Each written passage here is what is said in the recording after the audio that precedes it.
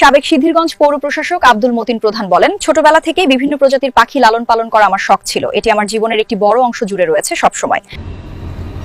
আমার ছোটবেলায় একটা শখ ছিল পশু পাখি পালন।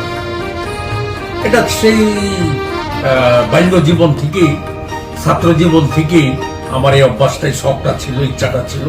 আমি বাংলাদেশে এমন কোন পশু নাই যেটা আমি লালন পালন, প্রাণী পাখি নাই যেটা আমি লালন পালন করি না।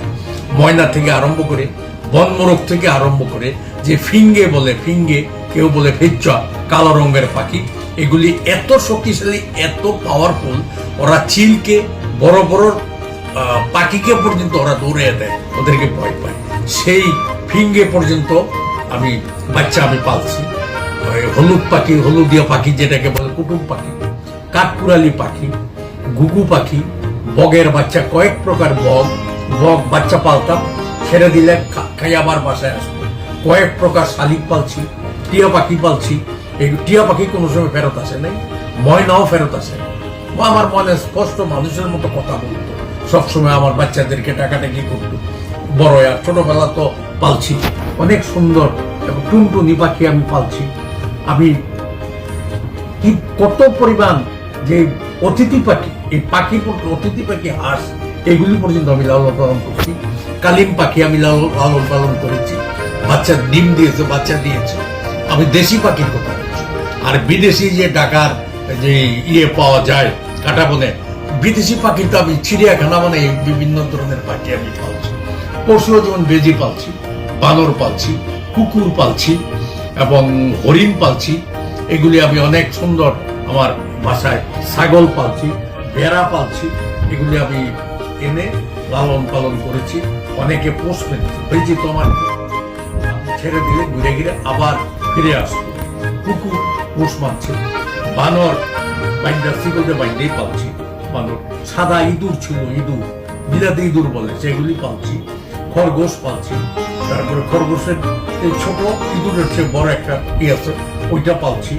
বিভিন্ন ধরনের পশু আমি লালন পালন করেছি। এখন আর এগুলি লালন পালন করি না। এখন আমি এগুলি পাইলে মানুষের কাছ থেকে ক্রয় করে অবমুক্ত করে দিই। এখন আমি এই পশু পাখি পাইলে মানুষের কাছ থেকে ক্রয় করে কিনে সেগুলি অবমুক্ত করে দিই। দেখা গেছে বহু জায়গায় বহু সাপ মারতে গেছে, আমি সেখানে বাধা দিয়া মারতে দিই না।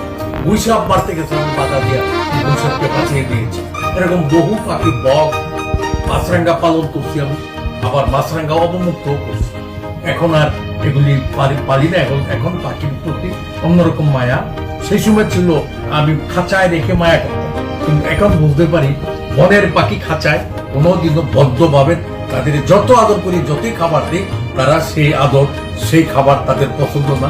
তারা বনে উঠতে পছন্দ করে, আর জঙ্গলের পশু তারা জঙ্গলেই থাকতে পছন্দ করে, যত আরাম হয় সেটা। তাই এগুলির প্রতি আমি এখন পাইলে, আমি ভেজি বা অন্য প্রাণী আমি পাইলে এগুলি আমি ছেড়ে দেই। এবং এই যে ছোট্ট কাক বিড়ালি, এটাও আমি পাচ্ছি ঢাকা চিড়িয়াখানা থেকে, মিরপুরের থেকে ছোট বাচ্চা 5 টাকা দিয়ে কিনে এনেছে। এই আর কি, এখন আর এগুলির প্রতি আমার অন্যরকম মায়া। এখন আমি তাদেরকে আবদ্ধ রেখে মায়া আদর করতে চাই না।